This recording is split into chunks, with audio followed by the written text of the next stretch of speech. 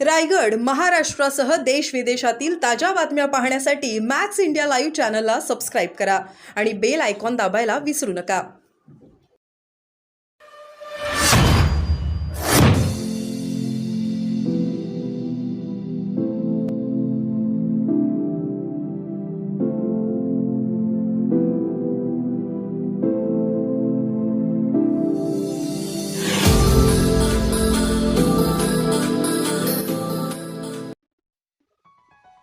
Sir, ज्याच प्रकारे उद्धव ठाकरे हे वारंवार आपल्या शिक्षणावरती टीका करतात, त्याच कशा प्रकारे तुम्ही सर्व कारण ज्या अर्थाने उद्धव साहेब टीका करतायत, जर आपण पाहिलं या महाराष्ट्रामध्ये ज्या काही घडामोडी झाल्या त्याच्यानंतर 41 आमदार हे शिंदे साहेबांबरोबर होते. त्याच्यानंतर त्यांच्यावरती आरोप केले, खोके वगैरे सर्व आरोप केले. जेव्हा तुम्ही तुमच्या पक्षामध्ये जेव्हा तुम्ही होता तर तुमच्या पक्षामध्ये आले, मग तेव्हा पण लोकांनी आरोप केले असते तर चाललं असतं का?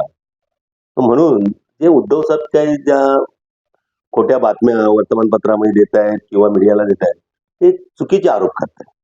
काल देखील त्यांनी असे वक्तव्य केलं आहे की मोदीजी आणि आपल्या योजनासाठी संविधान बदलायचं आहे म्हणून हे सरकार सत्तेत आहेत.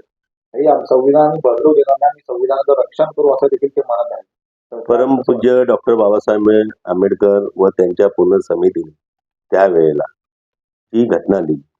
त्या घटनेमध्ये काही थोडेफार बदल ते संसदेमध्ये होऊ शकतात, पण ज्या अर्थाने हे लोक आज जे प्रचार करतायत की संविधान बदलणार, संविधान बदलायची कुणाची हिंमत आहे?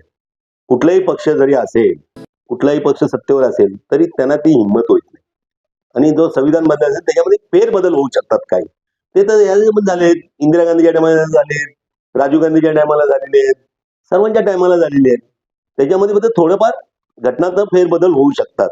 पण मला वाटतं की हे जे आरोप उद्धव साहेब करतायत हे चुकीचे आरोप आहेत. त्यांचे चिरंजीव करतायत ते पण चुकीचं आहे. पहिलं आपल्या घरामध्ये काय शिस्त आहे ते पहिलं बघितलं पाहिजे. आपल्या घरामध्ये किती घडामोडी चुकीच्या झालेल्या आहेत, आपल्याकडून काही चुकीचं अनेक कार्यकर्त्यांना आपण न्याय नाही दिलाय म्हणून आज ते आपला पक्ष सोडून निघून गेले. म्हणून एकनाथ शिंदे साहेबांनी आज संघर्ष केल्यामुळे आज या महाराष्ट्राला, या जनतेला एक दिशा देण्याचं काम हे महाराष्ट्राचे मुख्यमंत्री एकनाथ शिंदे साहेब करतात. सर, वरळी बिल्डीला देखील एक प्रश्न सुरू आहे पुनर्विकासाचा. त्या संदर्भात कशा प्रकारे काम सुरू आहे काय वाटतं? साहेब, वरलीमध्ये 2 प्रश्न होते, ते महत्वाचे होते. एक प्रश्न होता बिडीचा रहिवाशांचा विकास. त्या जवळजवळ या बिडीचाळीमध्ये अनेक वर्ष मुख्यमंत्री अनेक झाले पण त्यांनी प्रश्न सोडवला नाही. जो प्रश्न होता जो पोलिसांचा प्रश्न, तोही जसे महाराष्ट्राचे मुख्यमंत्री विराजमान झाले तसंच 1-2 महिन्यामध्ये तोही प्रश्न सोडवला. पोलिसांना आपल्या हक्काची घरं मिळाली पाहिजे.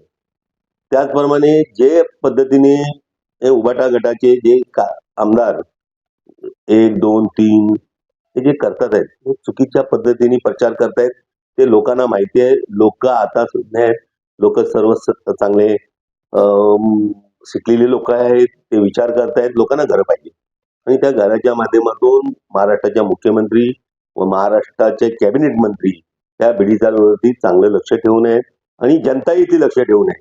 खरोखरच एक चांगल्या प्रकारे या बिडीचाळीवाशांना, वरलीकरांना एक चांगला निर्णय महाराष्ट्राच्या मुख्यमंत्र्यांनी दिलाय. त्याचबरोबर आपल्याला माहिती असेल कोळीवाड्याचा प्रश्न हा तर कोस्टल रोडमुळे अनेक दिवसापासून अनेक मिटिंगा झाल्या. तेच अधिकारी, तेच प्रशासन, पण तो प्रश्न उद्धवजी किंवा आदित्यजी सोडवू शकले नाही.